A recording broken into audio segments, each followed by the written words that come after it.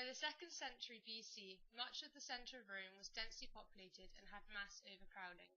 After the Great Fire of Rome in 64 AD, Nero took the opportunity to build a new palace called Domus Aurea. It is argued that Nero had the fire started as he wanted to rebuild the city and be remembered for that. The Domus Aurea, or Golden House, was made up of extensive gold leaf and was extremely extravagant, with semi-precious stones, ivory, and fresco-covered walls. After Nero's suicide in 68 AD, the palace became a great embarrassment to his successors. It was stripped of all its marble, jewels, and ivory within the decade. The palace was torn down and the lake running through it filled in. The land where the palace used to stand now lies beneath the Colosseum. But some form of the Golden House still remains. Nero commissioned a colossal 35.5-meter bronze statue of himself just outside the main entrance of the palace. After his death in 68 AD, it was moved, with the help of 24 elephants, to a position just outside the Flavian amphitheatre. The building was only actually named Colosseum after this statue in the 300s AD. The statue was a symbol to all the Roman citizens, as with every new emperor, the head of the state was replaced with a new carving, so that the whole of Rome knew their emperor and looked up to him. The statue was said to have been a portrayal of the sun god Sol, mainly due to Pliny, so to the people their emperor was portrayed as a god.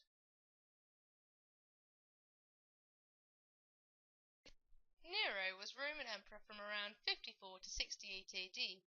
He is most well remembered for his perverse mind and persecutions of Christians. His mother Agrippina had a great deal of authority at the beginning of his reign, but she was removed from the palace in 55 AD.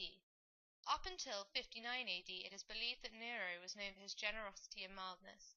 He forbade capital punishment, contests that involved blood being shed, and reduced taxes.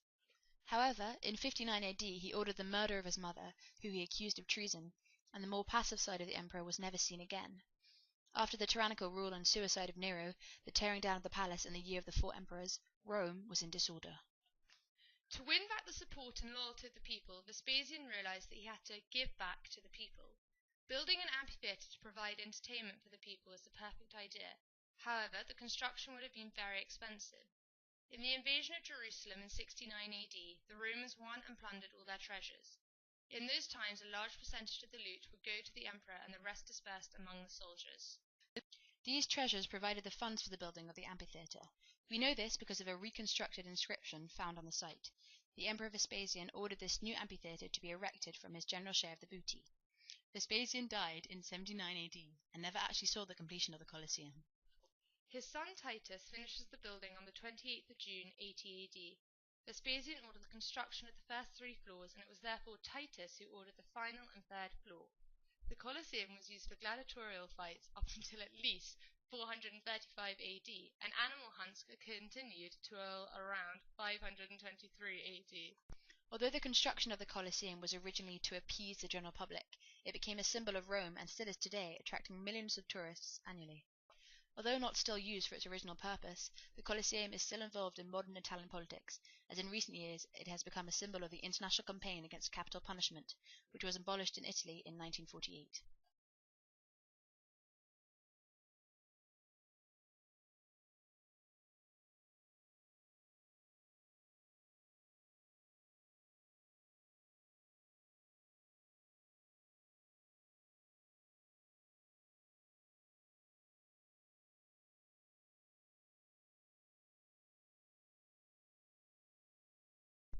A ruin, yet what a ruin. These lines summarize the effect and ideas of this part of Byron's poem, Childe Harold, where in a narrative that both applies universally and autobiographically, he charts the travels of the knight Harold. In his poem Byron looks at the achievements and failures of man. He takes the landscape of Rome and above all that of the Colosseum and uses it as a landscape which personifies the character of man. In the midst of the Colosseum, Byron retraces the actions of the past, where murder breathed her bloody steam, which seems particularly apt considering the current turmoil of Europe. However, Byron reduces the battles of Europe into the fight between 2 men in the arena, which is both true of history and poetically has great impact. Through this he reminds us of both the folly and power of violence, which is controlled by the sweeping will of a populace who roared or murmured like a mountain stream, but like them we cannot shake off its course. Byron not only walks the grounds of history, replaying the thoughts, feelings, and actions of those before, but he also draws the reader into his own world, hearing also the echoes of the steps in the ancient galleries, which seem strangely loud. Yet, despite the overwhelming presence of the Colosseum, which dwarfs us as we are led through it, it also feels the weight of a different oppressor in the form of decay, time. The combat between time and monument lacks the million's blame or praise, for only time can be the winner.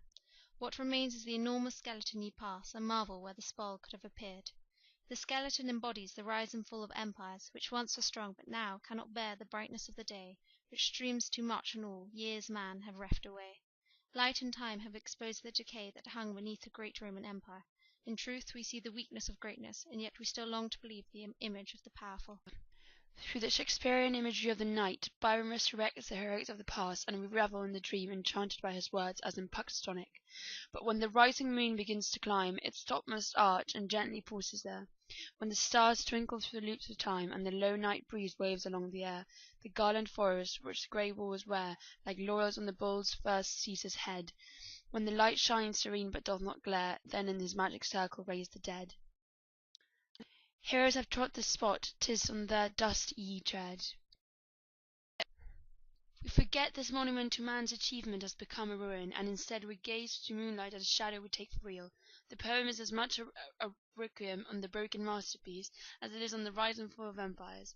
The very paradox of these few lines means we see an illusion which at the same time is terribly real. While stands the Colosseum, Rome shall stand. When falls the Colosseum, Rome shall fall. And when Rome falls, the world. We do not know whether Byron is revealing to us the death of a new empire already, or the failing world. For in legacy of the French Revolution the hopes of a new world were born, and yet, as quickly they fell. The Colosseum stands no longer in physical majesty, but in the mind, which means that we can no longer tell whether Rome is falling, or whether the world has. Do both cling to greatness or illusion? In this paradox Byron upsets our knowledge of the real and unreal, so that everything we thought we knew is unsettled. We succumb to the magic of the language and the magic of ideal. Unto the things of earth, which time hath bent, a spirit's feeling, and where he hath lent his hand, but broke the scythe, there is a power and magic in the ruined battlement. We accept the unreality of what Byron shows us, and in doing so we become a chain of disparate moments bound by language, that we become a part of what has been, and grow into the spot, or not seeing but unseen. We embrace the past, both its lies and grandeur, and yet we cannot forget the inhumanity of the lie. It is Byron's return to the minute rather than the colossal that gives the scene its humanity. I see before me the gladiator lie. He leans upon his hand, his manly brow consents to death, but conquers agony. His portrayal of the statue of the dying Gaul, which you would have seen at the Capitolian Museum in Rome, not more than a mile away. We no longer watch the questions which control an empire, but those that belong to a man. The steadying of the lines mirrors the falling blood of the Gaul's wounds and his gradually steadying heart. Just as the wretch who was his opponent in the crowd who watched the fight disappears as he dies, so the magnificence of the Colosseum pales before this small figure. We leave the realm of history and picturesque and fall into the mind of both the Gaul and Byron. He does not let us forget the narrator, his voice, which gives life to a stranger and controls how we think and feel. We cannot entirely separate the poem from Byron as the celebrated and infamous figure. However, beyond his presence Byron marks Rome's greatness, but also remembers it will fall, which parallels the rise and fall of the Napoleonic Empire.